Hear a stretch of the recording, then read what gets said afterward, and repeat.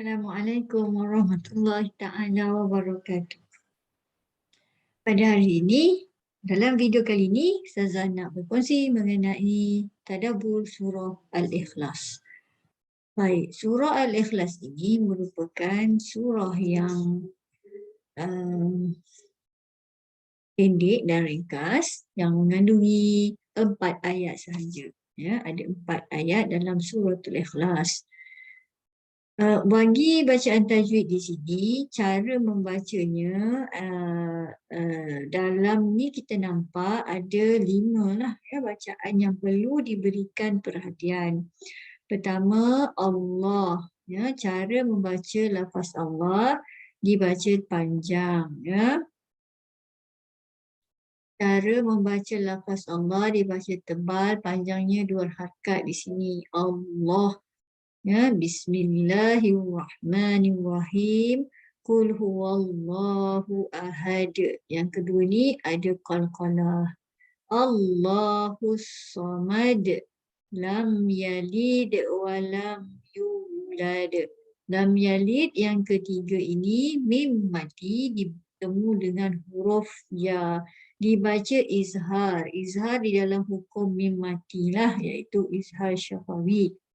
Huruf mim mati bertemu dengan huruf ya. Cara membacanya, suara mim mati dibaca dengan jelas. Lam yalid. Lam. Bukan dengung ya, kena lam tu salah. Walam yakul lahu kufuwan ahad. Yang keempat, nun mati bertemu dengan lam. Idgham bila gunnah. Nun mati bertemu dengan huruf lam. Cara membacanya, suara nun mati dimasukkan ke huruf lam serta tanpa dengung. Yakullahu kufuwan ahad. Yang terakhir, yang kelima, tanwin bertemu dengan alif. Hukumnya izhar halqi.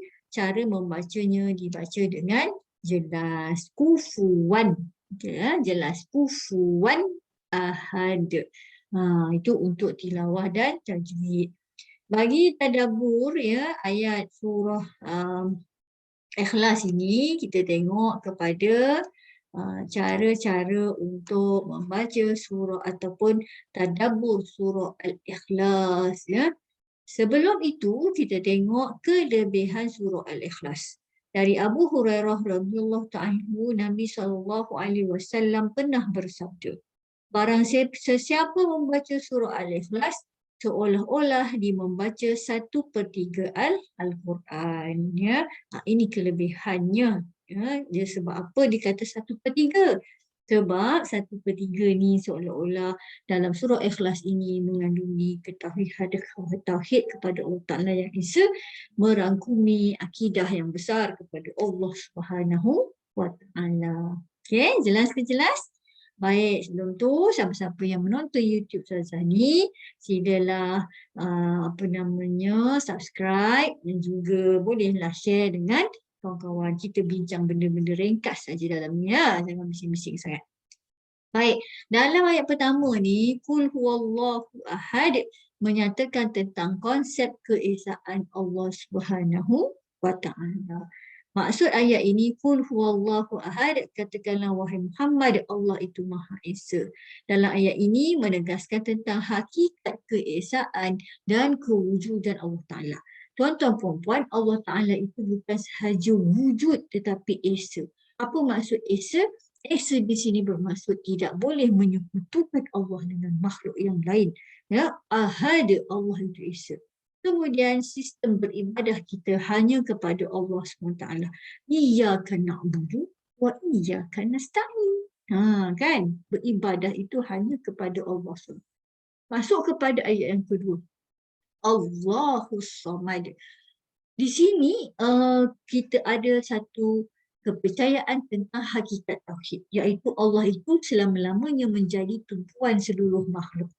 Samad ni maksudnya segala apa yang kita hajatkan, segala keputusan kita hanyalah kepada Allah SWT. Setelah kita mengesakannya, Allah SWT tunggal dalam ketuhanannya, yang lain itu adalah hamba kepada Allah SWT. Somad itu bermaksud tempat tumpuan semua hajat dan membuat keputusan. Allah SWT yang menyahut seruan hamba-hambanya yang mempunyai hajat. Siapa yang berhajat, kita hanya meminta kepada Allah Ta'ala, kerana Allah Ta'ala lah yang menyempurnakan semua hajat-hajat kita, tuan-tuan dan puan-puan semua. Jangan lupa subscribe. Lam yalid wa lam yulad, tidak pernah beranak dan tiada pula diberanakkan. Ini konsep yang sangat besar, tuan-tuan dan puan-puan. Tidak pernah beranak dan tiada pula diberanakkan, iaitu Allah itu mempunyai sifat kesempurnaan. Kenapa dikatakan sempurna? Manusia ini tidak sempurna kerana dia dihasilkan atau terjadi apabila ada orang yang beranakkan dia. Dilahirkan oleh ibunya. Dan selepas itu dia tidak sempurna kerana dia masih lagi memerlukan anak keturunan zuriat. Tetapi tidak jadi Allah Ta'ala, kerana mustahil bagi Allah SWT mempunyai keturunan yang hanya menunjukkan ketidaksempurnaan. Siapa yang ada anak, ada ibu, ada apa, dia itu menunjukkan kebergantungannya kepada makhluk yang lain. Sebab itulah dikatakan dia tidak sempurna. Jadi Allah Subhanahu Wa Taala itu sempurna sebab dia tidak mempunyai, tidak memerlukan kepada anak beranak pinak untuk dia bergantung, kerana dia cukuplah dirinya seorang. Sifat Allah SWT yang Isa tadi menolak adanya ibu bapa, isteri dan anak bagi Allah Taala. Ibu bapa, isteri dan anak inilah yang menyebabkan ketidaksempurnaan bagi manusia dan juga kesempurnaan bagi Allah SWT, kerana Allah Ta'ala tidak memerlukan tempat untuk dia bergantung. Berbeza dengan manusia, ya, tuan-tuan dan puan-puan semua. Baik, ayat yang keempat, walam yakul lahu kufuwan ahad, ditutup dengan konsep ahadiyah dan tiada siapa pun yang setanding dengannya. Tiada siapa yang setanding dengan Allah dari segi apa? Hakikat kewujudan, hakikat kuasa penciptaan, dan juga menolak dakwaan wujudnya dua Tuhan, iaitu Tuhan kebaikan dan Tuhan kejahatan. Ini yang dipercayai oleh orang-orang kafir, iaitu Tuhan ini ada Tuhan baik, ada Tuhan jahat, ada Tuhan sejuk, ada Tuhan panas dan sebagainya.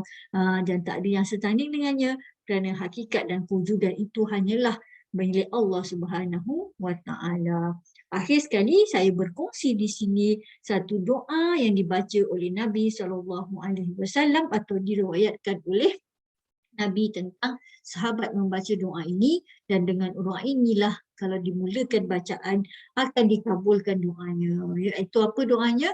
Allahumma inni as'aluka bi'anni ashhadu annaka antallah la ilaha illa anta Al-Hadus Samadul Lazi lam yalid wa lam yulad wa lam yakul lahu kufuwan ahad. Di hujung ni ada sedikit petikan daripada ayat suratul Ikhlas. Diriwayatkan di Sunan Abu Dawud, At-Tirmizi, An-Nasa'i dan Ibnu Majah dari Buraidah radhiyallahu anhu bahawa suatu ketika Rasulullah SAW mendengar salah seorang sahabatnya berdoa dengan lafaz ini. Rasulullah SAW menyambutnya, ya, dia dengar ni sahabat dia baca, dan kemudian dia berkata, kau telah memohon kepada Allah dengan nama agung, ya, Al-Ahadus Samad lam yalid wa lam yulad wa lam yakul lahu kufuwan ahad, di mana dia akan memberikan kurnianya bila diminta dengan nama tersebut, dan dia akan mengijabah, memakbulkan, memustajabkan seseorang yang berdoa memanggilnya dengan nama tersebut. Maknanya kat sini tuan-tuan puan-puan, kita digalakkan untuk memulakan doa dengan bacaan ini.